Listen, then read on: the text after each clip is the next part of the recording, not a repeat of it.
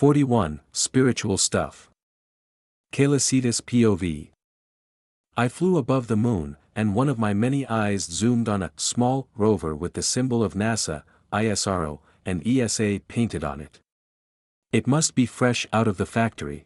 Well, aren't you a sneaky one? I thought, warping right above, the newly developed animals of the moon fleeing as I did so. Usually, I sent those types of things back to the human via wormhole, play destroy eat them before they arrive at their intended destination. Destination is one of the celestial bodies I rule over. The more expensive of those toys must at least each cost the whole GDP of half of the countries of Africa. They know they get intercepted and destroyed by me, but they continue to send more. Do they expect a different outcome by repeating the exact same thing over and over again? Still, some will pass through and attain their destination like this rover because I and the entire hive mind aren't omnipresent and the solar system is big. Some will obligatorily slip by. But will shortly be destroyed too. I levitated the rover, red light barred off. It tried to put itself back on its wheel with mechanical arms. I twisted them, plucked them off the wheel, and gave it to Olaf through a wormhole. The latter was until now peacefully sleeping in his cave. I continued to fly around the moon, gazing at life and making sure nothing would collapse. The gravitational pull that kept the atmosphere here is not maintained by me. If it goes poof, most of life will also go poof. The humans of this world are lucky that Titans exist and can with minimal effort stop the snowball of death they indirectly started and chose to not stop. Life will have continued anyway without Homo sapiens though. As a matter of fact, humans are in no way capable of destroying Earth and all life forms within. Even if they wanted, and nothing was here to stop them. Incredibly arrogant that some can even think that humans are capable of this feat with their current technological advancements. They can't even make canned food properly, destroying all life on Earth. A pipe dream or nightmare, however, killing most of the known life is possible. Of course, it will never happen. Titans will decide that their free trial of living has expired before nothing drastic happens. Me, for example, I can kill everything on the planet. As far as I know. A wormhole leading to the core of the sun. It's something extremely hard to do for me, but I can if I strain myself, and the job is done. Maybe a few bacteria and some of the Titans will survive, like King Ghidorah and Godzilla. The first is debatable and Godzilla will die of asphyxiation soon after. Of course, I will never do this, but the ability to make portals is broken when you use it properly, that is. I warped to Selim. Astrodelphii were surrounding Poyo. He was eating a cake, a house-sized cake in the shape of a moon crescent shaped filled with hive worm flesh and a piece of a particular Nerhate. Nerhate or Hollow are the humans that were transformed in the abyss and became lost to humanity. One of this meat is coming from an obese Japanese hikikomori with a liking for little girls who were going to commit suicide. Someone nobody will miss and look for. Now as a sapient inhuman pile of a constantly regenerative lump of flesh that barely needs any food and water to survive. It now serves a greater purpose. The rest was made with the Selim equivalent of the ingredients found on Earth. It looked good from my point of view, the smell I can't tell much because mine sucked. I have likely less brain mass used for my sense of smell than a human for comparison. Not like it's a problem. I can get this information through the flock, and from their perspective, it smelled delicious. The Astrodelphii like to eat delicious food, and with the ocean of information at their disposal that was in the hive mind, they adapted human cuisine to something adapted to them. All of this was a food contest, and Poyo was on the jury. Lucky him. They are too scared to give me anything they made. They think it's not good enough, like it will ever be with this way of thinking. They fear my disappointment more than death. Anyway, cooking is just a hobby and is seen as a waste of time by most of the Astrodelphii. You can continue what you were doing. I telepathically transmitted my voices to the small pod, frozen in shock and full of anxiety, as if I'm going to scold them.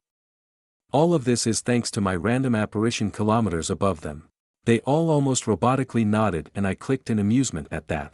I'm humongous and pretty flashy, staring at me in shock when I do that is the most natural. They took everything when I'm here extremely seriously and it became a bit ridiculous. Every word said was studied and peeled off from every possible meaning in relation to other words and expressions. I'm a god in their eyes, after all, this behavior is to be expected. And quite rightfully so. 2 days later I felt a connection again with Maddie. One of my eyes instinctively closed as my perspective on this eye changed from a space whale to that of a human child. I made a smaller portal that let sound pass for me to hear her. Are you here, O grand divine space whale, weaver of the primordial chaos and creation? She hesitantly asked, scared and excited at the same time. Of course, she will be. And a funny title by the way. In front of her was an Ouija board that had seen better days. Ah, well, let's play. Her hands were on the planchette. I mentality yanked it and pointed the arrow on the no. Maddie screamed in surprise but immediately muffled her voice by putting both of her hands against her mouth. She started to breathe faster and faster. I waited until she was calm enough for her to ask something else. But you are here. You answered, she said, visibly indignant. Gone was the fear and all that jazz. Kid and not realizing what their action entail, if one of the Astrodelphii heard her she would suffer a fate worse than death. She stands up on her bed pointing at the levitating planchette, trying to grab it. She failed as I put just high enough for it to be impossible for her to grab. I closed the curtains since it was only sunset, and the door was already closed. Immediately after the room became dark, her gold eye was the only source of light. Toys, clothes, bedding, plushies, and electronics started to float and orbit around the bed, and that also started to take off the ground. She was gobsmacked and down on her ass staring at everything with more wonder than terror. The room trembled as I made a bubble-shaped wormhole that trapped the bed and the objects orbiting around it within. And then it collapsed on itself. Then with a soft crack and careful control of my power she was on the moon, a shield around her that kept the moon's air, gravity, and other potential hazards from affecting her in any way, shape or form. She turned around and incoherently mumbled, "That's the moo moon and that's ho home." Her gold eye flickered back from gold to its normal color for a brief instant before turning to human again. Instant where she fell unconscious. She was fine, just in shock. I teleported everything back to her room, put everything back into place, covered her body with her blue bed cover, and unlocked the door. I wrote with the calligraphy possible on a piece of paper in Braille, "This wasn't a dream or a figment of your imagination. The moon and earth, everything, you, Madison, lived through this." I neatly folded the paper and slipped it into the drawer where she put her diary. Tucking it in. 42, Frozen Alien. Madison. Emma knocked on the door 3 times, having no response she opened it and entered the room. She heard sounds coming from the room and that worried her. Her daughter acted bizarrely these last few months. Wearing hoodies any time she was with her, sometimes even eye patch, staying most of the time in her room, avoiding her, and having a random fit of panic where she ran and locked herself in the bathroom. There were several reasons she could think of. The most probable was the divorce and such lack of a paternal figure.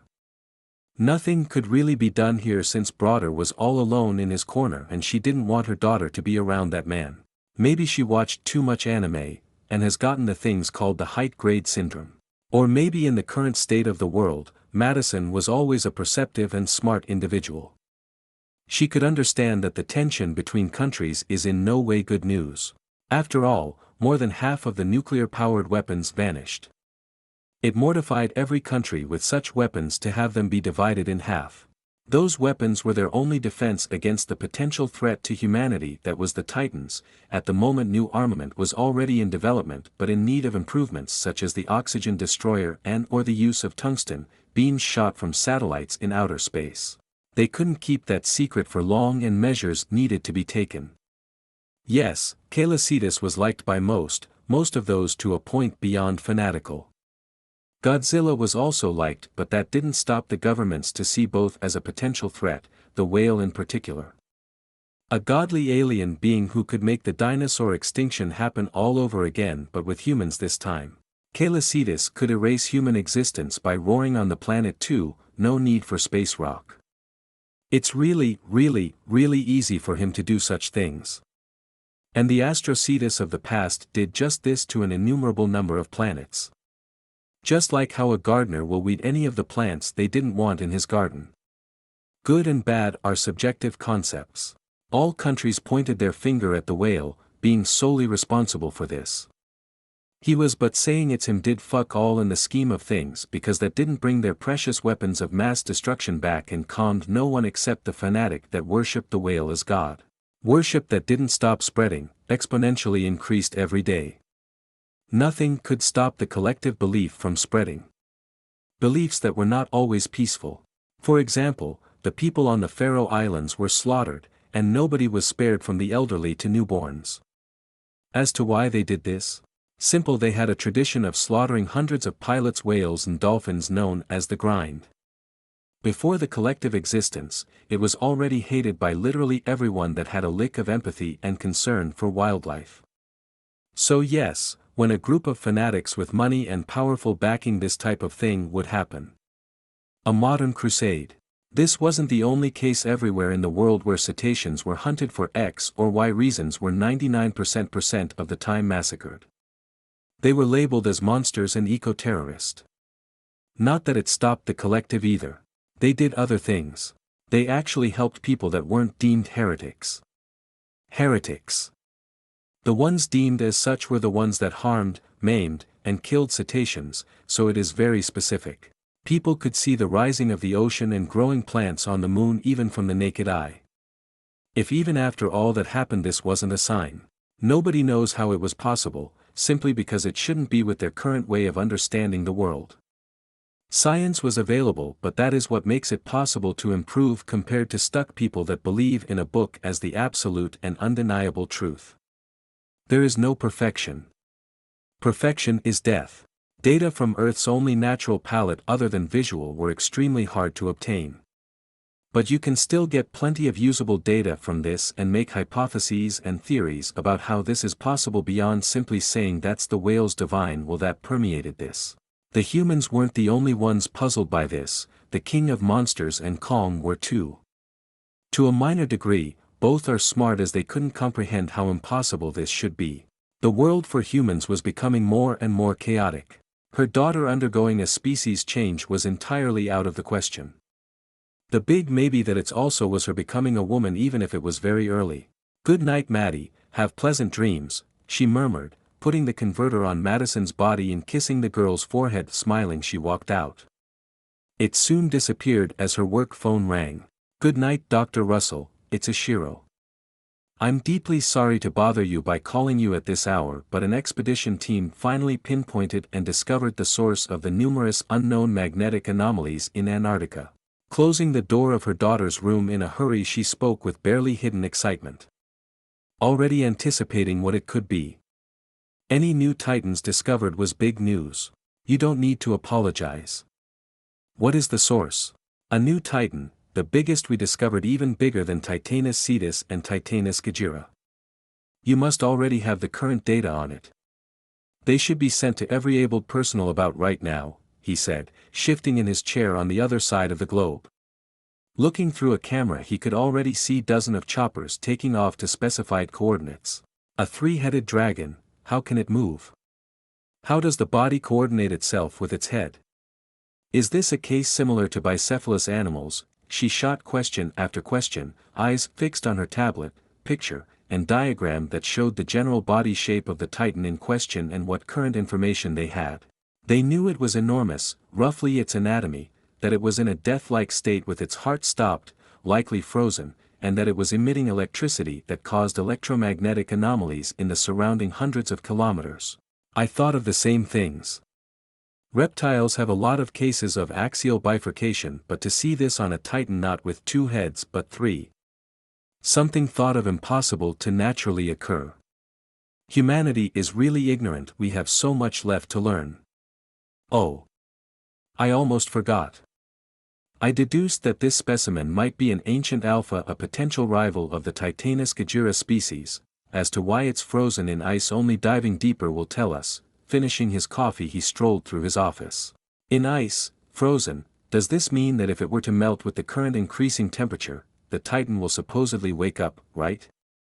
Being frozen should not kill one of those being, she thought aloud. A few seconds of pending silence later she heard Dr. Sarazawa swear in his mother tongue, Japanese. He would pay any price to see the Titans fight, but humanity being in the middle and ending up extinct not so much. 43. Yeeted to another universe. While Monarch was preoccupied with the discovery of a new Titan and what should be done, Calicidas was more or less doing whatever was on his minds, and there always was a lot. Every second that passed without doing anything was a bore to him. First, it might be a second for a human, but for him, it might as well be hours with how fast his minds worked in comparison. Sleeping to pass the time was out of the question because he can't fully fall into it. He has 3 brains, but he didn't sleep like humans. At max half of his brain will be asleep, so he will be at roughly half capacity in calculation power, but he will still be fully conscious and cognizant. Or when he overdone himself and his brains need to cool down. And at that point, their temperature will be hot enough to melt rock. Speaking of, he was currently playing with matters. He could make diamonds with carbon. Maybe he does that with relative ease when unperturbed, but it's the case because he trained to do it and understand exactly what he is doing. He couldn't see atoms with his eyesight, none of his 12 could. At most he could see cells, he could see the millions and millions of microscopic lifeforms living on human skin, for example. But even then he could hear them through the graviton if he concentrated, and each had its own tune indicating its mass, making it possible for him to differentiate one from another, and also tell what molecules there are without needing tools or tests. His ears could essentially hear matter through gravity to an insanely accurate degree. His ears were good enough to do tasks like this. Just a single 1 carat of pure diamond has 10 septillion atoms of carbon, a 10 followed by 36 0, a number not even humanity as a whole since its existence could count to if they dedicated all of their life to it. A 1 carat diamond is 0.2 grams. That's how many atoms there are for one tiny piece of pure carbon that cost way too much for what it is. How much carat was the truck he made? Yes. And how many atoms? The same response is multiplied by a number with too many zeros to be comprehended by the human mind. Making diamonds was one of the simplest things to do for him. It was only 8 carbons arranged in a certain way to make a molecule that was arranged with other similar molecules in a repeated pattern to make the precious gemstone. The rest was basically sculpting. Noting that atoms were hard to control because they were extremely light and so not affected by gravity as much, and for the electrons orbiting around they were even lighter, and thus even harder to influence with gravity, without a lot of power and fine control. He can't do his magic trick on matters in the middle of a fight. His power over gravity would be utterly useless if he didn't have the brain's power or understood what he was doing to back it up. It did come instinctively, but it was for the basics, such as warping and levitating, not something like a very limited imitation of matter manipulation. This logic applied to other powers such as biokinesis. Without near-perfect knowledge of biology and training most of its life, the one having this power is trash and will likely kill itself or others by mistake. Anyway, back to the space whale. He was trying to do something even more difficult. Tearing apart and adding neutrons, protons, and electrons from an atom can destroy it or transform it into another one. It was hard, took a long time, and needed him to expand a third of his attention, all of this for one measly atom. Not like this, yes, no, a bit more power here and there and bam. Gold shall now be lead. With those thoughts as if a puzzle was finished, the gold atom became a lead atom. Opening a wormhole to the largest storage of gold in the country of guns and freedom and not free healthcare, he permanently borrowed 3/4 of it. The multiple 100 billion worths of gold evaporating into thin air didn't go unnoticed and sent the country's government into a state of panic. He needed resources to improve his craft, preferably not from his stash. The 1% of 1% humans that are rich enough to care and their little tantrum about their gold money vanishing be damned. It's just gold. Gold that was lying here uselessly and they can easily live without it.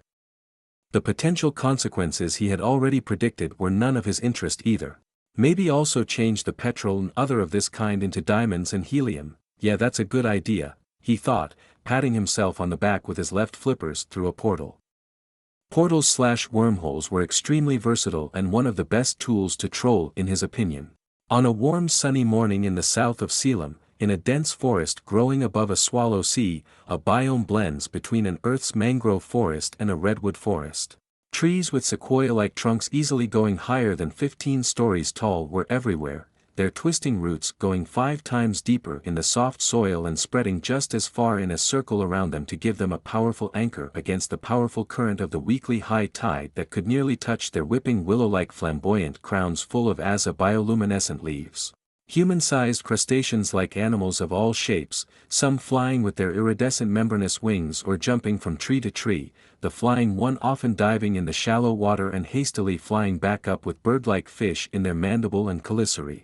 Amid this alien forest, a gigantic axolotl the size of a big blue whale, he has marine blue skin, a long goldfish tail, and stumpy legs covered in scales that supported a ragged lavender-colored turtle-like shell. His chubby face was adorned with 2 fleshy horns and 3 sets of feathery gills on each side, 2 deep black beady eyes, while he sported an angry simpleton smile. It was the one and only Poyo, and he was currently very busy smashing his head against a particularly reflective stone that produced out of sea floor. The stone wasn't what bothered him but his reflection. He couldn't understand that the creature of the reflection that dared to invade his territorial and cowardly from his might was his own reflection. Oh, he was fully sapient, it's one of the conditions for being considered one of the children of the space whale, and it's also needed to be born out of his direct action or coelom energy. Poyo was just special. Unique. It's your reflection, not some mighty enemy here to defy your hold over this area. In case you didn't notice, the overwhelming and exasperated voices of Caelicidas echoed through the whole forest like a thunderclap as he warped here. Poyo. Poyo. Poyo. Yo, the salamander protested those outrageous claims by pointing his left paw at the stone to only stop moving when he saw the reflection do the exact same thing. You're in desperate need of new sceneries. Does interuniversal travel with your sibling and fighting big humanoid humps of metals piloted by hairless apes, does sound like a plan to you? No objection. Good, then that's settled. With words Poyo the big dog, Olaf the titan of Eve, Peach the psychic starfish, and Tick and Tack the twin beetle were sent to another universe, some with or without their accords. A squadron of Astrodelphii would also be sent immediately after to watch over them. They needed experience. Peace was but an illusion. 44. Poyo can't make any friends. On the Earth of another universe, 5 massive wormholes opened. One above Los Angeles, Hong Kong, and Tokyo, and 2 above Sydney, immediately sending the world into a complete panic. Not that it wasn't already the case before. Humans tend to act like this in front of the incomprehensible. Los Angeles, a giant blue salamander with a spiky turtle shell could be seen falling from the sky with its tongue lolling out. Poyo spread his limbs and violently belly slammed the $295 million house, creating a Class 4 earthquake that could be felt all around the city. Crawling with a derpy smile out of the rubble he stared at what appeared to be tall metal sparkling trees. They were skyscrapers. Curious about those strange things he wandered in their direction. Maybe they were tasty. Oblivious to the billionaire's bloody pancake he left behind. In the Pan-Pacific Defense Corps headquarters, short PPDF, was created by the United Nations to fight the invading kaiju. There already was an ongoing Class 4 kaiju attack in Hong Kong and Sydney, but now mysterious portals appearing on every corner of the globe sending the population into mass panic and hysteria. More than it already was. Civilians were running for their lives at the bunkers built specifically for this type of attack. For the kaiju in Los Angeles the closest Jaeger will be sent, luckily that it was a small kaiju, around Class 2 if not less, and as such should be easily disposed of. A giant of metal 95.075 meters tall, 312 feet, armed to the teeth for a measly 1 ton. Poyo's shoulders were not even reaching the mecha's ankle, however, Poyo was around 790 tons himself. Very light for a titan. The ground was not caving under his weight thanks to Caelicidas who fiddled with gravity a bit. Different universes, equal different ways the laws of physics will work. The 2 pilots of the Valor Blade, Alfred Walker and Joshua Walker rapidly approached their target, and each of the humanoid mecha's large steps shook the ground and destroyed the concrete leaving footprints behind. Poyo's head turned in their direction as his chubby left front paw crushed a car, stopping the annoying sound. Feathery gills flaring in curiosity, tilting his head to the side like a puppy, he blurted out. "Poyo?" he questioned in a high-pitched voice, slowly turning his body over in the mecha direction. -1 Malawian Kwacha Hellfire fire missiles shot from the Jaeger launcher exploded uselessly against his shell. He cried out happily as the dozen of explosions took care of an itch he was feeling since he arrived. Not taking this as a hint to change tactics and run the pilots inside the con pod where they controlled, the mecha moved and the mecha repeated the movement. The blades on its forearms extended, skidding against the concrete. The giant of metal turned on itself and jumped into the air, gaining immense momentum and power. The sharp blades were ready to leave the strange kaiju's head in half. Poyo, happy to have made a friend this early, couldn't help but wag his massive tail. It was just like those funny hairless bipedal creatures that cried bloody murder and ran from his majesty and pure awesomeness. They were just shy. He was sure of it. The wagging and turn of his bulk made it clear from a third-person point of view that the hundreds of tons of bones, muscle, and scales that were Poyo's tail will slam into the 1-ton mecha. The pilots, having realized this, didn't fear for their safety, confident that the hit was just blunt force and that they will escape if this indemn thanks to their Jaeger, having full confidence in the mecha. And this kaiju was small. Die monster. Boom. The Jaeger's entire structure exploded with the hit, legs, and hip staying in the same place before falling, while the torso was a thing of the past. Shrapnel of metals was shot in a cone and destroyed half of the smaller buildings behind. The head of the mecha was flung so strongly and so high that the pilot inside of the conpod only registered what just happened when their insides exploded and they become bloody splotches on the side thanks to the forces generated by the accidental tail slap. Poyo, he sounded sad and betrayed. They already abandoned him. He didn't realize that he was the cause behind this, of course. His tail was slightly burned, near instantly healed, nothing indicating third-degree burn could be remarked anymore. He walked deeper into the city, already having forgotten the mecha. Funny thing is that even if they managed to cleave his head, he wouldn't have died, and it wouldn't even have been a mortal injury either. They died. 1 second we had their vitals and the connection with Valor Blade was stable, and the next nothing. Silence, a man behind a monitor said with disbelief and terror. What the actual fuck is going on? Someone just betrayed us. Tokyo has fallen. Not even 5 minutes later another snapped under the pressure as he saw a giant floating purple starfish with one eye by what could only be magical means above the Tokyo Tower. Hundreds of thousands of little starfish, spore, were being expelled by the gargantuan starfish. The defensive turrets builds around and in the capital of Japan that were shouting at Peach all simultaneously stopped working.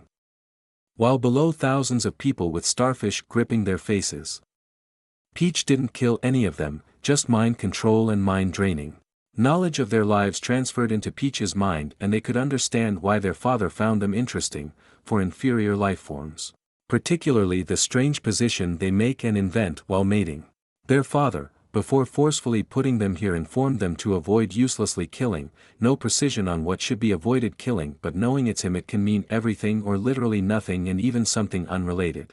Let the little piggies dance. Thinking of this, Peach picked up the most viewed song from those hundreds of thousands of humans' memories and made them all execute it with perfection. The music was also reproduced by beatboxing and the lyrics sung by a chorus. All meticulously decided by them. The pilots of the Jaegers present could do nothing but stare incredulously at what was happening. 2 of those 3 Jaegers were under the starfish's control via the pilot inside, and it's the traitors. Peach was the second smartest being of Selim, but still far from even reaching one brain of Caelicides. The 3 Astro CDI levitating behind Peach were communicating with the 20 others present on this planet, and they were planning to conquer it for the glory of the God Emperor of Cetaceankind. Caelicides knew of this but didn't care to stop it. He was letting the kids play, so to speak. This was an Earth, like many others, only the one of his home universe really mattered to him. Not like he is destroying the planet. Though the idea of collecting planet Earths from various universes was amusing and pleased a part of his instincts. Right, this planet is connected to a realm of some sort, the antiverse it is called, warping to said location from Callum.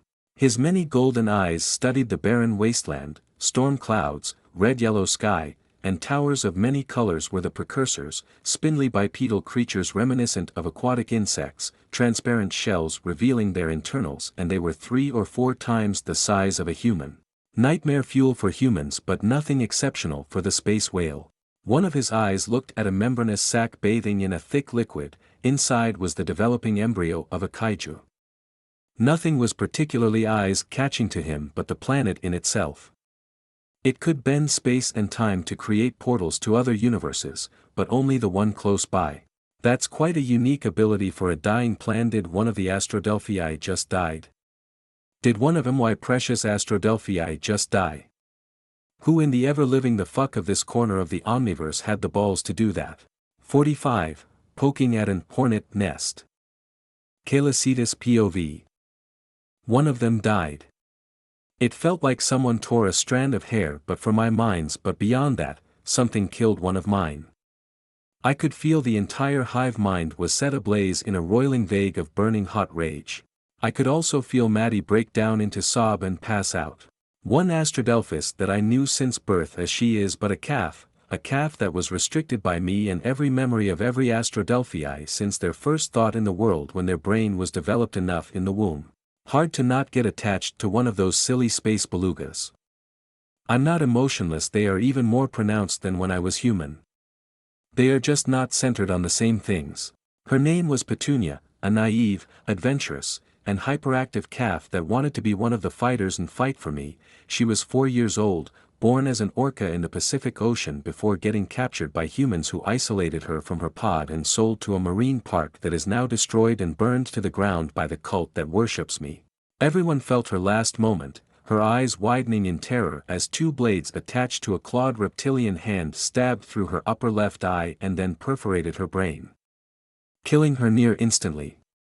Everything was shared throughout the hive mind, particularly with me as I'm the source and conduit of it all.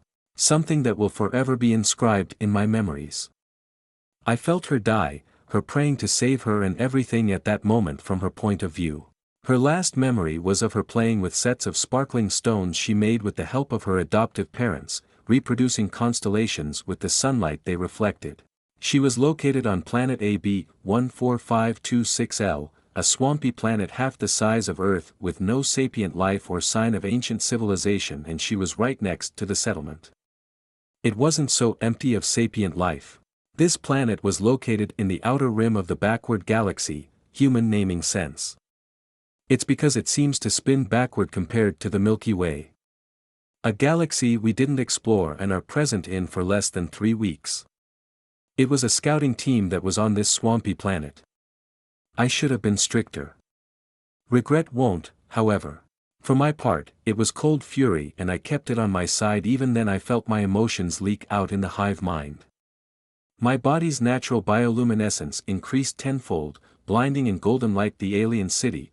I commanded the flocks as they all took off and will collect data from this planet while I'm away. Crack. Bending gravity with a mental flex, I entered the kaleidoscopic tunnel of the hyperspace. Flapping my tail and flippers, I swam with haste passing billions and billions of universe. Ignoring the appearance of a strange cluster of the multiverse artificially isolated from this small part of the omniverse. Kark. Reappearing with the twisted and reversed sound of space cracking in my home universe. Floating down above the planet, the yellow sulfuric clouds parted away as I descended upon a small clearing next to a cliff that led to a series of caverns. The temperature greatly decreased, the air getting progressively heavier, and the sound of critters from this continent all simultaneously ceased as my 6 eyes, normally unfocused on a single point, all fixated on the headless body of Petunia. I have seen it from the hive mind, but to see it for real was different. A small bellow of sadness escaped my body at what I saw and was responded to by every Astrodelphii of this planet and also of the universe via the hive mind. I didn't like this feeling. I moved even closer to her, while I levitated her head and mutilated body from the dirty soil and delicately touched her forehead with the very tip of my rostrum before floating back to a higher position, keeping her from being in contact with the ground. She was small, no bigger than a common bottlenose dolphin, which is 4 meters, 13 feet, in length. Eye-shaped wormholes from my middle right eye to the front of the body. Red-crimson blood leaked out of the body from the dozen of ugly wounds as if killing her was simply not enough. The cut was precise and done by something clearly experienced. Her soul was already dissolved beyond what I could repair, but her memories were stored inside the hive mind and currently in a mental safe. I heard a click of mandibles and all of my eyes snapped in the direction of the sound. Here laid bound in the air by an invisible chain of gravity made by 3 wounded astrodelphii hovering around a black armored figure, invisible to human eyes but not mine. Their wounds ranging from simple first-degree burns to loss of eyes and flippers didn't help me calm down in the slightest. I could see every spectrum of light, dark matter, and even soul, and the sight of his soul immediately reminded me of a Yautja because he was exactly just that, and there also was another soul forming in his guts, a xenomorph from the look of it. Oh, the poor guy. I didn't know much about this species besides that they are separated into clans, they follow a code of honor, and were basically poachers/hunters that mostly killed worthy prey for the thrill of it and their nonsensical honor. I would not have cared about their species if this attack and murder didn't happen. I do not care that I don't know their civilization and how they lived, or if this one was an exception and that the species are a bunch of space hippies. And if this happens once, it will again, since it indicates that a not so small amount of their population will see my astrodelphii as worthy prey whose skulls would do wonders as decorations in their living rooms. The problem is that the roles are not set in stone. Scratch that, they might even consider me as prey. With but a command, his black futuristic armor was full of scratch and everything else but a loincloth was left from his eyes and the snapping sound of his mandibles. I could see he wasn't that much afraid of me or his current situation. The shivering from his body was more related to the instinctual fear this inferior being's body must have. He was no taller than 2.6 meters, 8 feet 5, barely an ant in comparison, but his eyes didn't hold any fear. He doesn't realize what he just has done. That's what happens when you act this way. At some point you will inadvertently anger something you shouldn't have. The joy of ignorance. Alan, sorry to bother you, but I have someone I want you to take information from. Any method will work as long as he doesn't become brain dead or die. After this you will inform the closest astrodelphii units and give them the data, and also him. They demand blood, and blood they shall have. Do not worry, soon enough you will be in no lack of test subject. I mentally informed the local mad scientist of the abyss.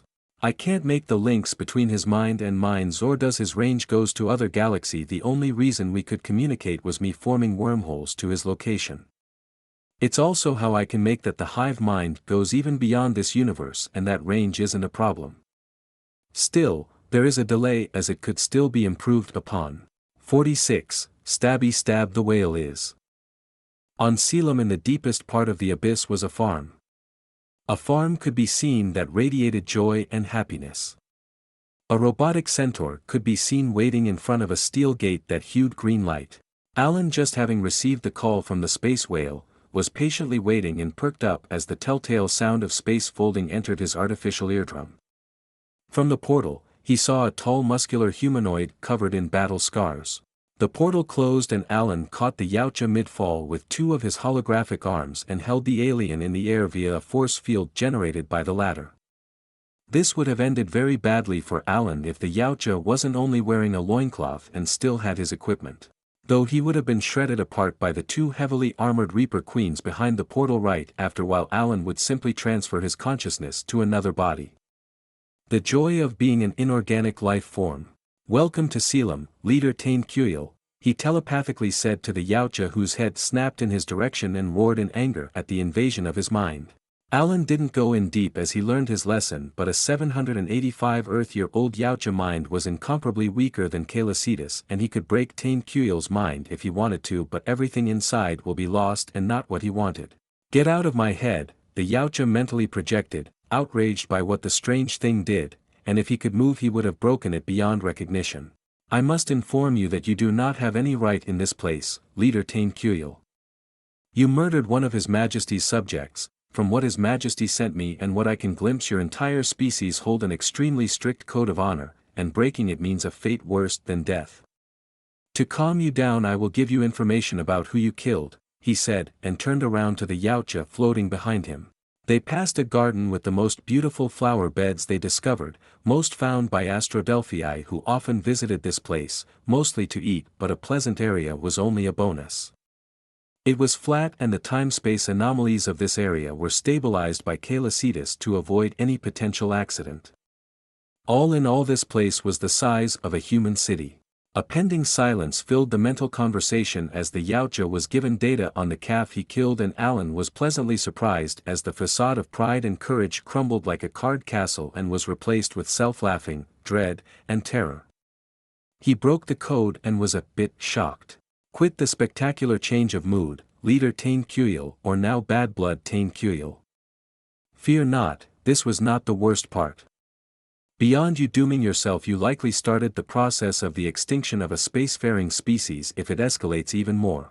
And His Majesty is, pardon me, paranoid and has predicted every outcome if no drastic measure were to be made against your species, the architect explained, and it didn't help the Yautja who realized he made the biggest fuck-up of his entire species. Whatever that golden beast that descended from space was, it's certainly powerful, and if it can make a portal from one part of the universe to another, his species couldn't do much but fight until the very end. He needed to inform every clan and inform them of the threat. Sadly that will not be possible. And you do have a parasite in your abdomen cavity, but that must already be known by you and I want it. Do not worry, you will not be killed by me, not like this will bother you as far as I can glimpse. With this he catches other juicy pieces of information such as this Yautja's home planet and the home planet of their species. The notion of a parasite made the Yautja freeze, as it shouldn't be possible. The last xenomorph nest he wiped out was half a century ago. Is it immoral, monstrous, cruel, and unfair to condemn an entire clan and potential species for the fault of one? Yes, it is. Caelicitas and Alan understood this. Caelicitas wanted certainty that nothing like that would happen again. Maybe it wasn't logical and necessary to go to such length. But nothing could stop the whale. An option was sure the whale had taken was to safeguard the species on a remote planet if it were to explode in a full-blown war, and maybe send some to him to see how they fare in the abyss. The problem was the Yautja's culture and tradition as a whole. Or they could simply leave the galaxy and find another one, but the recent event and Caelicitas stopped this future from happening altogether. He thought of this and sent the image of Yautja Prime from the old Yautja's mind to Caelicitas. So that's how the planet looks. Thousands upon thousands of kilometers with only volcanic desert with active volcano and stream of lava, and on the other half a dense rainforest composed of 3 bigger than me, Caelicitas warped above the planet. It was 10 times bigger than Earth and a place no humans would ever want to lay foot on. He was calmer than before. His second right bright golden shifted and he saw a giant city dwarfing even medium-sized countries on Earth. A forest of metal, smoke, and skyscrapers. Giant spaceships were docked and thousands of smaller ones floated in and out of the city. It was very impressive. Another of his eyes moved as it was met with a small one-passenger gray spaceship in the form of a metal mental manta ray. The lone Yautja inside stared at the thing. He was no hunter and instantly went into full-blown panic. Trying to break and fly away, he realized with horror that the ship didn't budge.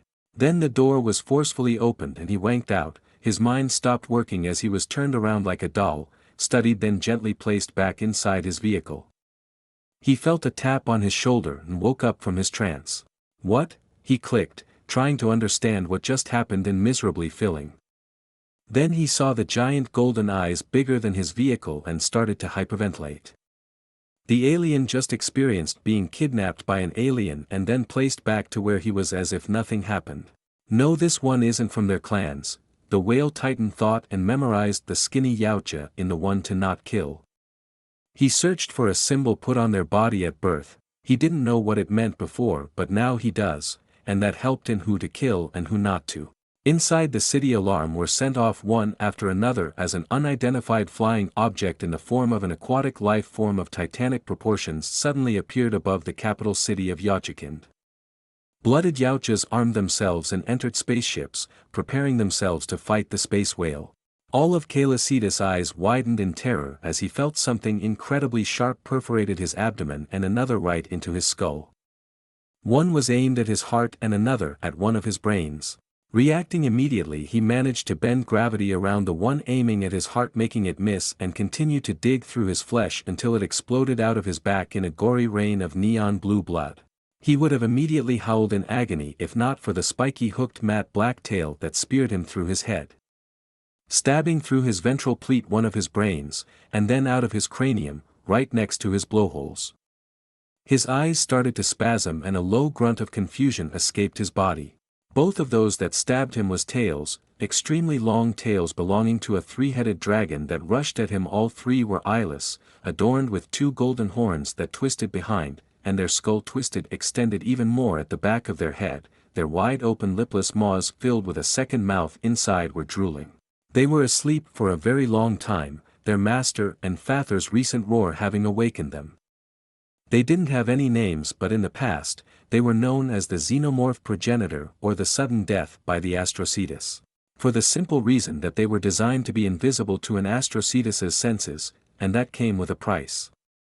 Being completely invisible to one of those beings is extremely difficult, and to put it simply was its only true strength. And wasn't this little one a good breakfast? Why would a mother leave her calf like this? Not like they cared. A meal was a meal, even if that meal somehow deviated the blow from his heart which would have stopped them from bending one of the 4 fundamental laws, but it was but a calf. He should be already too much in shock to react, and the smell of fear was delectable. 47. Consequence. It was as if time stopped. 1 second the Yautjas prepared themselves to risk their lives, fight bravely and die honorably to defend their home planet against the incoming monster that suddenly appeared. The sudden appearance of a new one, viably more powerful, shook them to their very core, but its appearance sent them into a state of rage and bloodlust. They must kill it. Giant turrets on the wall encasing the capital turned and fired plasma bullets at both of the giant monsters, but had very little effectiveness beyond causing superficial burns. It hurt. It hurt. It hurt. It hurt. It hurt. I heard, Calicidas thought like a broken record, his many eyes spasming and unable to see. He was in the dark with only his hearing to count on, as it's not connected to the pierced brain. These waves of thought are spread in every corner of the hive mind, and every creature tied to it froze, in mind and body. Then a pre-programmed order was sent and unfroze, then all were forcefully warped by using every individual brain as a makeshift processor, warping them to the deepest part of the abyss in a giant bunker. On Earth, Madison was eating with her mother when suddenly her eyes became golden as the other rolled back and she was herself warped away with a part of the table, floor, and chair she was sitting on, vanishing from Earth. Her mother stared at where her daughter was, her mind catching up to what just happened. She felt her heart stop and she cried out, horrified, frightened, worried, and many more emotions in one word. Maddie. Back on the home planet of the Yautja. The xenomorph progenitors' 3 mouths each elapsed alongside the space whale's spine, digging right through the skin, blubber, and muscle meter away from the spine, and the sudden sensation of imminent death snapped Calicidas to the real world. Immediately trying to warp away, he stopped midway as the pain, loss of a brain and general chaos in his 2 remaining minds made nigh impossible without essentially committing suicide. The brain that was shredded also played an important part in self-warping, which wouldn't have been a real problem without the above.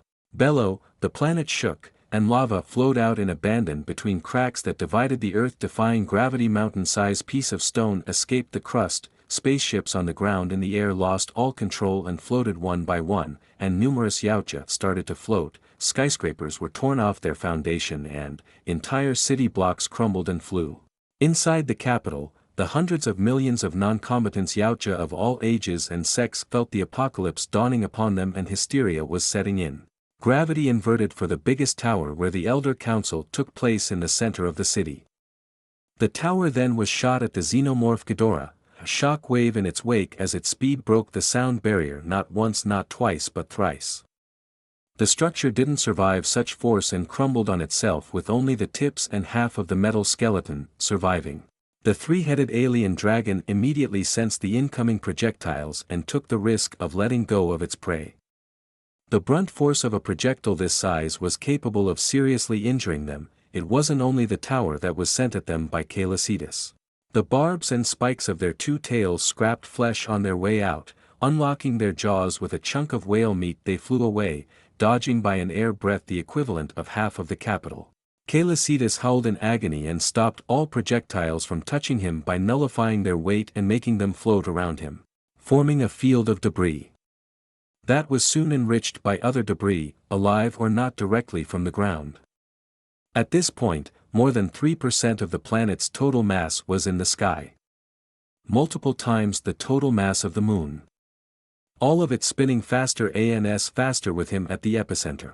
The three-headed xenomorphs flickered in being out of the space whale. Hearing and feeling them slip away, he forcefully bent gravity at their location, and the thunderclap-like sound was heard, followed by a crunch and an ungodly piercing shriek of pain. Municipal pools worth of toxic blood fell on the ground, melting it and everything in between on contact. "Where are you, cowards?" Calicitus taunted. Instead of 3 voices it was 2, one of a kid and the other of an old man, both weaker. He was not fine.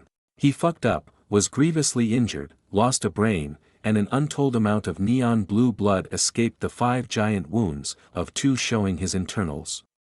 None were mortal, but they easily could have. It was as if they escaped gravity, but it was impossible. If they could do that, he would already be dead and would not have been able to injure them at all, unless they played with him, so unlikely, and he will not abandon either way. You can't escape from something omnipresent. Particularly something like gravity. This means they somehow hid from his senses, and it terrified him. His sight was gone and his hearing was the only thing left for him to explore the world, and everything that happened enraged him. He felt stupid. He was angry at the 3-headed xenomorph, but it was a small percentage compared to the one directed at himself. He was very disappointed in himself. Everything up until the death of the Astradelphus calf, and even before, could have been avoided if he didn't anyway he did. All of it was his fault. He continued to tear the ground apart and bring up debris to him. Invisible from his senses they might be, but they are still there. He formed a shield of gravity around his body, but it was likely too weak to hold against his foe, and he knew it. That's why he didn't count on it. The xenomorph progenitor's 3 pairs of eyes studied the changing battlefield, snorting in contempt at the desperate trick of the Astrocetus and rushing in. The calf still manages to crush their back leg. Impressive for his age, and even more, that he didn't abandon. This one was strong. It excited them. Their massive bulk flew through the field of stone, building, yautja, lava, and more. Each thing they hit was followed by a small black hole appearing right at the same place, and where they will likely be. If it was all the whale got, he needed to do better. It did injure them, but they healed just as fast. They rapidly approached the calf, and in the same manner, they engaged the fighter. Attacking from below, one tail aimed at the brain in the back and the other at the heart. There was resistance against the thin shield, but they ignored it. Not taking this as a threat, they stabbed, and at that exact moment, their tails impossibly twisted. They felt the grip on them and instantly responded by snapping them off, very much how a lizard would. Once an Astrocetus take a hold of you, death is inevitable. Boom. Both then exploded in toxic green acidic maelstrom on Calicitus's skin, melting and forcing him to tear it off his back with even some of his flesh. He was starting to see red even though he currently was blind. This repeated 1 more times, tails snapping and exploding, and he snapped. This was not going well. Predicting where the xenomorph Ghidorah would be was not effective. He was starting to feel lightheaded. He couldn't feel his tail anymore, and nearly all of his back was a horrifying sigh of chemical burn. He was truly realizing that if he doesn't do something fast he will die. The xenomorph progenitor, tails having already halfway regenerated, dived again. Bloodlust emanated from their body, jaws salivating and endless hunger festering for billions of years needing to be satiated. The gravity holding the field suddenly became back to normal, all falling to the planet in an apocalyptic rain of death.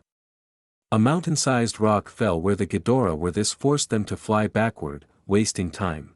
Right above Calicitus's head, a small black hole formed, the size of a needle head. All of his concentration went on it. There was only him and gravity that mattered at that exact moment. Desperate time call for desperate measure. The planet will suffer and likely die, possibly even risking the existence of this solar system. All of this because of his own ego. They never were consequences until now. I'm sorry, this is selfish, but this is for my own survival, he said firmly to the planet, and it shook in response. Then everything froze except him and the horrified xenomorph progenitor. They couldn't believe what the space whale was going to do. 48, a solar system has gone poof. Above Caelicides' head, light unnaturally bent and was absorbed by a needle-sized black hole. Time around him seemed to slow down. Winds picked up, the sky cleared, dust particles flew, and debris that was falling started to float, first petals, then ist-sized stones, quickly increasing in size and mass. All getting crushed and sucked in by the growing black hole, the difference impossible to notice as it was not the one he usually made. This one was not an imitation, as such, it needed to be fed more mass. The xenomorph progenitor didn't stay idle, and with a mighty flap of their wings, they speeded to Caelicides. A city block flew off the ground and smashed the Ghidorah on its side before getting swallowed by the baby black hole. The only thing it did was slow it down, but time was of the essence. A black hole this size would not be dangerous in itself for a being such as them. But it was forcefully fed by the space whale, and what would take millions if not billions of years was done in mere seconds. Volcanoes awakened, lava flowed, earthquakes shook the planet, and every living being on the planet felt their doom approaching. The Yautja capital was now mere rubble getting eaten by the black hole. The only Yautjas left were on the other side of the planets, floating to their death or flying away from the planet. However, doing so was no easy task, as the gravity of the planet was acting irregularly and constantly fluctuating. The xenomorph progenitor dodged another massive piece of stone and roared in anger. It was shrill, inhuman, and high-pitched, not dissimilar to chalk friction on a blackboard accompanied with thunder. Then they rushed in Caelicides' direction, bladed tails spread, they dived, aiming at the middle brain. Suddenly the suction force of the black hole increased, a bellow of the earth and a part of the crust was torn off. Instead of piercing the space cetacean, the tails deviated. One was shredded by the black hole while another cut the two left front flippers in half before digging into the flesh, alas, without doing anything more than skin damage. Detaching the tail, it exploded, acidic blood burning the whale's skin. Caelicides barely felt the acid and loss of two limbs, too concentrated on the task at flippers. The atmosphere shifted, gaining the attention of the Hydra, whose left head looked up, and they thought, "We need to retreat." It was already too late to run, however. And they will learn it in a very short time. One of the 5 moons orbiting around the planet, the smallest of the 5, changed orbit. Its speed, while seemingly slow, was all but. It pierced the atmosphere. From the ground it was a giant fireball. The inhabitants on the base burned and died on the spot as this moon, which was a third of Earth's moon, approached Caelicides. It broke apart in 3, each dwarfing the space whale, but all bent unnaturally under the force of gravity. Crushed, it was devoured by the baby black hole. The entire moon barely affected its size. This caused a chain reaction as another moon orbit changed, then another followed, and another before the biggest of them all, no smaller than Mercury, followed. The planet, as big as it was, roughly 5 times Earth in mass, didn't fare any better. From space where Caelicides was located, lava flowed in abandon, the crust peeled off, and nothing alive remained, turned to dust. Now the size of a penny, the black hole gained strength. Strangely, it didn't affect the space whale, as if immune to its effect. After all, compared to the one at the center of the Milky Way, this one was puny, and incomparable, in mass, size, age, and power. And his body could swim in it. Unlike the xenomorph, whose escape was impeded. Already hundreds of kilometers it tried to fly into outer space but couldn't. Roaring in rages, they pushed even harder. They were not safe, as from here they could but feel the terrifying power of the black hole devouring everything and only growing stronger, faster and faster. Boom. The biggest moon slammed into the planet, shaking it in its entirety, and bright orange cracks formed all around at extreme speed. All visible from space. If it were to be Earth-sized, the planet would have exploded. This was soon followed by the 3 other moons, each causing their little apocalypse. The shockwaves traversed the planet so loud that they blew everything that was still standing. Mountain bigger than Mount Everest was blown away like cards castles. Ground flattening before cracking and exploding. In a remote area, a small 4-year-old youngling, a juvenile yautja, stared with terror as the approaching dooms in the far distance. A tall female yautja on his side clicked, her voice broken and full of despair before the shockwave transformed both of them into blood droplets. What have we done to deserve this fate? The black doubled in volume, and Calicitas in trance only cultivated it even further. It felt good to bath in its powers, it felt safe. But that was not enough. The Ghidorah was alive, and it wouldn't have died that easily. The crust on his having been devoured let place with the mantle taking its place. It was hell. Magma from deep within defied the planet's gravity. Soon the mantle thinned out, and at that moment a piece of the planet broke off. The cry of agony would have been heard by him if he wasn't in that state. The black hole, now the size of a watermelon, continues to grow, crushing the part of the planet that breaks off. The xenomorph progenitor, already hundreds of thousands of kilometers away, felt themselves being dragged back. To their despair, any force pushed into their body did nothing to stop it. A rhythmic thrum vibrated through the graviton of this solar system, originating from Calicitas' heart and only amplified by the black hole. At that point, what remained of the planet was no more than a broken melting ball of iron and gold, and with a last silent cry, it was devoured by the black hole. At the heart of it, all was Calicitas, wavering between consciousness and unconsciousness. The black hole, now more than 300 meters in diameter, covered him like a warm and comforting blanket. The sound it made was like a lullaby. His skin slowly mending. Alien to the human ears, capable of breaking their mind into fragments. On its rim, the Ghidorah desperately moved to move away, but the traction was too strong, the TS body progressively getting shredded apart, from tail until only the 3 heads remained, all soon disappearing into the black hole. At that exact moment, the black hole stopped getting bigger, and a part of its energy gets absorbed by Calicitas, invigorating him and fully waking him up, not fully comprehending at the moment what exactly transpired beyond the mind-boggling pain cracking his body. He would have noticed the tingling around the golden sphere of his head, right behind his last pair of eyes. The rest of it concentrated above him in an unstable colorless ball no bigger than a tennis ball but half the mass of Jupiter. It's going to explode in 37 seconds, and I can't control it, he instantly remarked, and this explosion would kill him. The only sure escape was warping, but with his current state, warming safely would take more than 1 minute, and warping it precisely would take even more time. This is why before his thought was finalized he was already swimming, his speed rapidly surpassing the fastest plane, exponentially increasing every microsecond, approaching 1/10 of the speed of light faster than he ever did. And it exploded, burying everything its paths, Calicitas out of the solar system, and felt his body shiver as the waves of energy washed over everything behind him. Destroying dust particles, moons, planets, and the red sun at the heart of the system alike. If he could see, he would say, the entire solar system is covered in a bright, somehow black and white light, then nothingness. Though, he could feel it and was horrified, not only by what happened but by himself. What have I become? 49, let's survive. Calicitas started to warp, taking around a minute to do so. Between his state of mind and grievously injured body, it was hard. Now that the fight was over, the only thing taking place was the buzzing of the hive mind. Ignoring, he finished his calculus and warped back into the Milky Way, where every Astrodelphii and one very confused and scared human was. Maybe it's not good for the morale of the pod with what he was going to do, but the sight of what happened to him will only help in the long run. An inverted crack of space resonated in the giant bunker and Calicitas appeared. No one could believe what their eyes showed them. It was a sight of horror, nightmare, insanity, an impossibility of the highest order.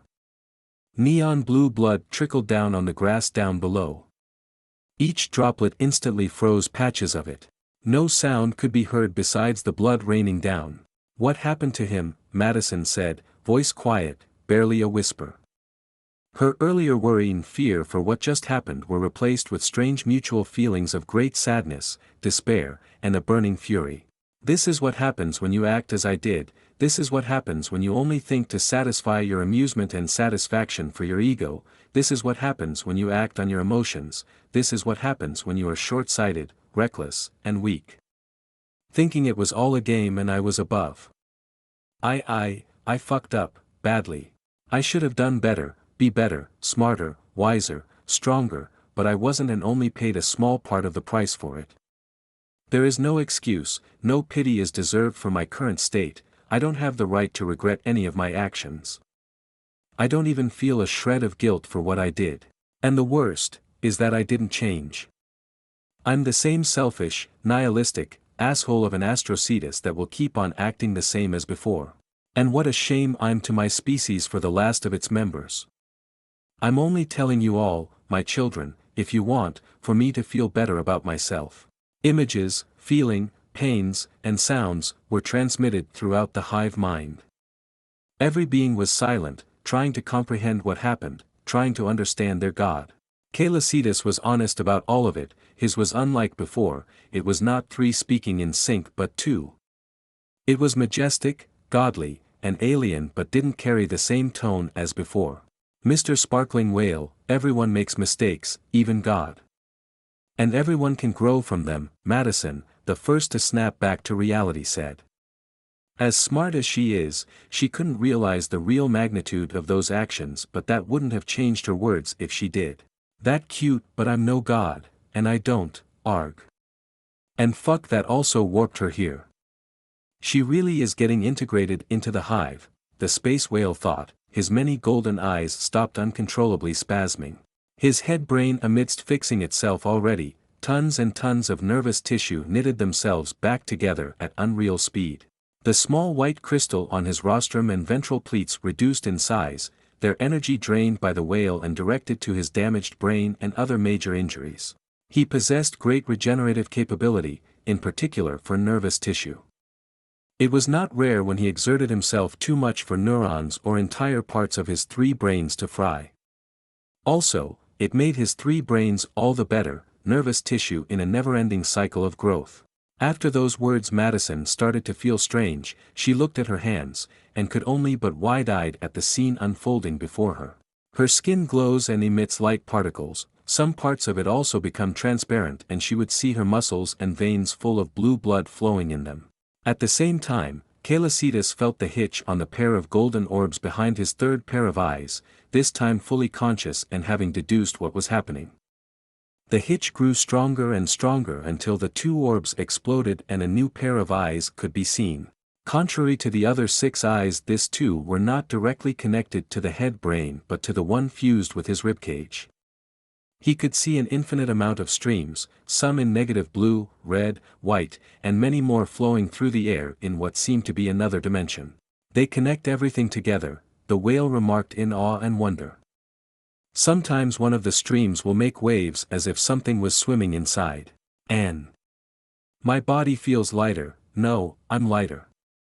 By half, but my mass didn't change. That doesn't make any sense. It's like part of my body is here but not here at the same time. Outside the Astrodelphii put themselves in a perfect sphere around Caelicidas, blocking any possibility for any creature to see him. All of their emotions in synchronization, going down a very dangerous path, mixed with bubbling rage, anger, at what harmed their creator, their God, and at themselves for not being here when it counted. The words of Caelicidas echoed down their very being. Something needed to change. Feeling the building eruption, Caelicidas stopped it before it was too late. We are at war, soon, I do not know when, something drastic will happen to this universe. We will not flee. We will not cower. We will fight.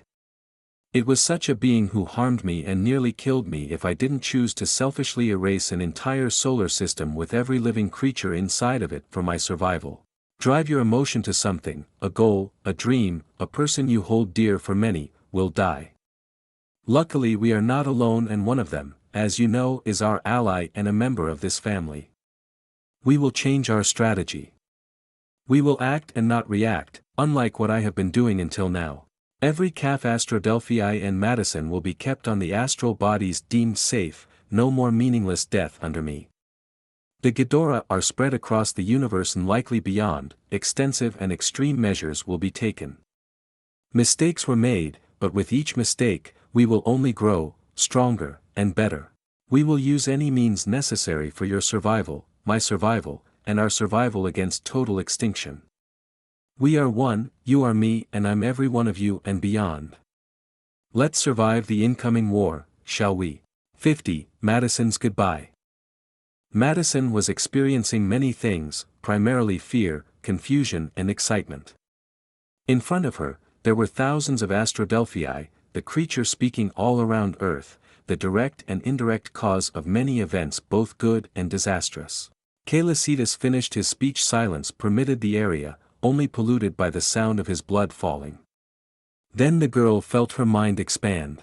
Voices, emotions, images, places, and more all filtered through her mind. Soon she felt her mind be touched by something beyond her comprehension, and two voices spoke simultaneously. Welcome on Selim and in the hive mind, Madison. Now, I'm going to be clear, as harsh, hypocritical, and unfair as it sounds, you will be going back to Earth in the foreseeable future, but exceptions can be made. It's related to your general safety. As smart as you are, I presume you can anticipate what will happen, Calicitas said. As much as he wanted, he could not do much to change this. Madison nodded. It was a bit too big. And she was going to ask something when one curious Astrodelphus calf floated in front of her, then another one, and two curious and overly excited voices spoke in her mind. Who are you? What are you? Do you want to play? Where are your parents? Feeling her increasing distress, the space whale isolated Madison from the two calves, and strings of information flowed in her brain. I will teleport you to Earth, to say goodbye to your parents, or I can teleport both of them here. Would you like the first or second options? To speak you must project your thoughts to me. A pending silence, Calicitas waited for an answer, not glimpsing into her mind to have it.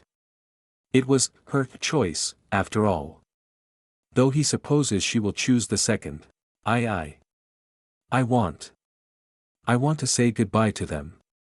Would they think I'm a monster? Her voice trembled as she realized the physical change she just underwent and the implication. She still looked like Madison, same face and size, but her hair was a tint of blue, her right eye was permanently the same color as one of Calicitas' eyes, her teeth sharper, and most of her skin beside her face has become translucent, her glowing blue muscle visible through her skin. At least she looked human, in shape, which she partially was. That's surprising, Calicitas remarked. Well, it was not a final goodbye, more like a vacation camp kind of goodbye. You don't qualify to be a monster, it is by their actions someone can be considered as one, not by their mere physicality. I won't deny that your change of species will shock your parents, he said. She was a victim of circumstance and his own questionable choice. Madison nodded with a heavy heart. She knew thanks to the whale why she was like this, but she couldn't for everything feel any negative emotion towards him. And she also knew why, but couldn't do anything but accept it. It was brainwashing, no, something even deeper, something akin to fanatical worshipping mixed with absolute loyalty and obedience, as simple as that. It was done in such a way that it felt perfectly natural. It wasn't the space whale's intention for that to be the case, it wasn't him who made the blueprint of the Astrodelphii, but that was him who recklessly used it on a planetary scale on every cetacean held in captivity. Astrocetus could be compared to farmers, architects, builders, and more, but benevolent, or even good. No, they were not. It was not black and white, evil destructive space hydra and good peaceful space whale. It couldn't be farther from the truth. Causing catastrophe that would make the asteroid that gave the coup de grace to the dinosaurs like it was a speck of dust. Just as a farmer would use pesticide, or species such as ladybug to get rid of vermin, but the garden for them were planets. His words about her not being a monster were very impactful because he was one. In body, mind, and spirit. This was an undeniable fact, but it was also the characteristic of a creature beyond mortal comprehension. A god for all intent and purpose in her mind and the general consensus of the hive mind and a bit more than a third of humanity. Right. How silly. Of course, I'm not one. I don't deserve to be considered one, she corrected herself, feeling her going cleared a full-blown smile showing her pointy teeth snake his way onto her face. Calicitas mentally sighed, this was not how a preteen having her life turned upside down, species force fully changed should react and feel, but here they were. I'm ready, she said telepathically, space folded and half a minute later she was back on Earth, in the living room of her mother. She disappeared. I don't know how, Emma yelled through her smartphone to her ex-husband Mark, she didn't look at the absolute mess that won on her face. Mom, calm down, I'm here, she said awkwardly, only now noticing that she was at least half a meter taller. Emma's body froze, the angry and worried voice of Mark was the only one they could hear. Her head slowly and mechanically turned in Madison's direction. Maddie, Emma said in a trembling voice and without much thought and hugged Madison like she was going to disappear again. The half-alien girl hugged her back, only Calicitas stopping it from turning to the worse. She was not only taller but stronger, and if he didn't reduce her strength she would have folded her mom in half, effectively paralyzing her or straight up killing her. She now could bend stainless steel like it was modeling clay. A hug from her can be quite deadly. What happened to you? The woman said, in an in-between terror and distress. Her eyes fixated on the face of her daughter, getting paler as she saw the translucent skin of the arms. I evolved thanks to Kaylee. Though. I'm sorry, but I must say, my goodbye mom. I don't want to be dissected and put you in danger, Madison responded jovially, a strange glint in her more human eye. Almost too jovially. Kaylee. Seriously, a pet name, but that is a breath of fresh air from the usual Your Divine Majesty and other such fanatical nonsense. What was the only thing the human mother could think before space folded and Madison was teleported into a little village in the middle of Alaska. Good morning, Dad. Sorry for the confusion and distress I caused you, hee, Madison said and hugged her dad, who could only babble nonsense and incomprehension about what was ongoing. And another one saved. Control your strength, will you? These are just fragile humans, think of them as, butterflies, extremely delicate butterflies, Calicitas joked that earned him a sorry from her, which he answered with a chuckle. Eric snapped back to reality, and she gave him the same explanation, forcefully stopping any attempt from him to make her listen to him. Suddenly the Russell family was teleported to the moon, Madison gazing upon Earth with familiarity from the memories shared by the hive mind. Both of the adults stared at their home planet, brains refusing to work.